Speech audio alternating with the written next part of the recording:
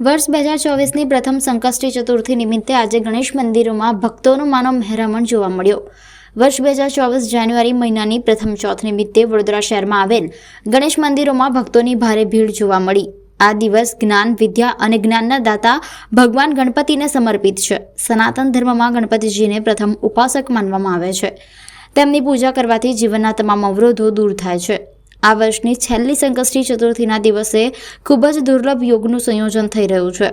શાસ્ત્રો અનુસાર આ યોગમાં ગણપતિની પૂજા કરવાથી અને કેટલાક ખાસ ઉપાય કરવાથી ધન, વૈભવ, બુદ્ધિ અને સમૃદ્ધિમાં વધારો થાય છે।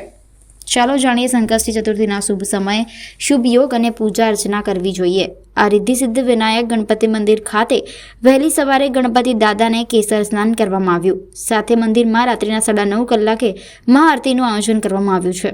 મંદિરના મહારાજે જણાવ્યું કે ભગવાન શ્રી રામની સ્થાપના થઈ રહી છે, તેવામાં સમગ્ર દેશમાં અનુસાર અને ભક્તિપૂર્ણ માહોલ જોવા મળી રહ્યો છે। આજે તારીખ 29/1/2024 આજે આપણે આ સોમવારના દિવસે સંકટ ચોથ છે અને આ વર્ષની 2024ની પહેલી ચોથ છે।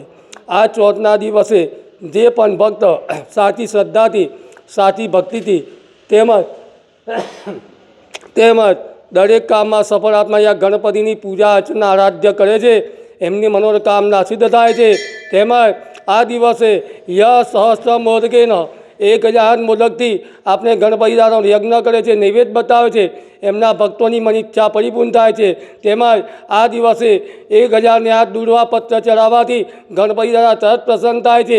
કહેવામાં આવે છે કે કલો સૂર્ય ચંદ્ર વિનાયકો, કલિયુગની અંદર સૂર્યનારાયણ ભગવાન, વિનાયક એટલે ગણપતિ અને ચંડી એટલે કુળદેવી, આ તમારું અંધસ્પદ તત્કાલ ફળ આપે છે। તેથી આજે આ મહાઆરતીનો સમય રાતના 9:32 છે। તેથી દરેક ભક્તજનોએ દર્શનનો અચૂક લાભ લેવો।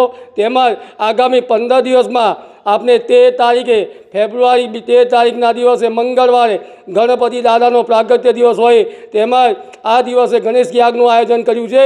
તેથી દરેક ભક્તોને દર્શનનો અચૂક લાભ લેવા વિનંતી। શ્રી સિદ્ધિ વિનાયક મંદિર, ભાવકરણ ગલી, રાવપુરા, પૂજારી શૈલેષ મહારાજ। જય ગણેશ।